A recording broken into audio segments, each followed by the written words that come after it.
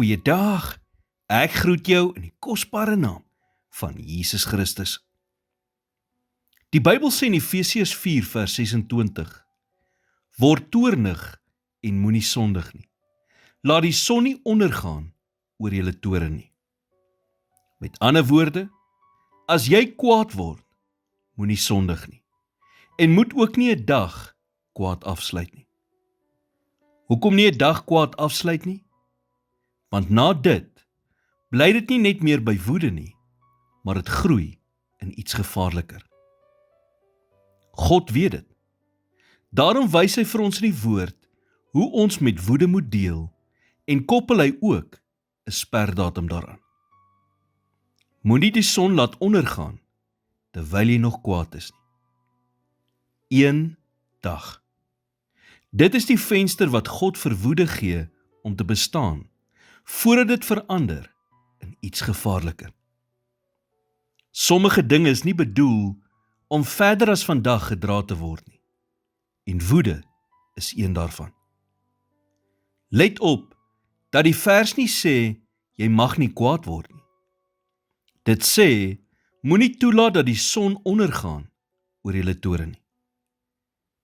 Daar is 'n verskil tussen woede en bitterheid. En die verskil gaan amper altyd oor tyd.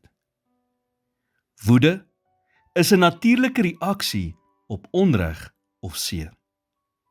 Maar woede wat nie binne 'n dag aangespreek word nie, begin verander in iets groters. Dit vat iets wat dalk in 'n gewone gesprek opgelos kon word en verander dit in 'n wond wat jare vat om te genees. Navorsing het bevind dat die brein begin om onopgeloste konflik na ongeveer 24 uur in die langtermyn emosionele geheue op te neem, wat dit dan baie moeiliker maak om dinge uit te sorteer. God het dit in ons ingebou en hy het ons instruksies gegee om op te tree in lyn met hoe ons liggame funksioneer, nie om daarteen te gaan nie. Loop jy vandag dalk met woede rond, wat lankal die sperdatum oorskry het?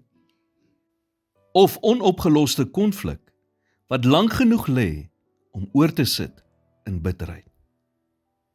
Of 'n wond wat jy mee rondloop, in plaas daarvan om dit aan te spreek? Die son het reeds oor daarheen ondergegaan, maar vandag is 'n nuwe dag. En vandag se son het nog nie ondergegaan nie. Here, ek moet bely dat ek die son laat ondergaan het oor baie dinge in my lewe wat ek lankal moes aangespreek het. Help my om dit wat ek vir so lank al dra, by u voete neer te sit. Gee my die moed om daardie gesprek te voer, die oproep te maak, die verskoning aan te bied, of eenvoudig net te kies om te vergewe, voordat nog 'n dag verbygaan. In Jesus naam bid ek dit. Amen.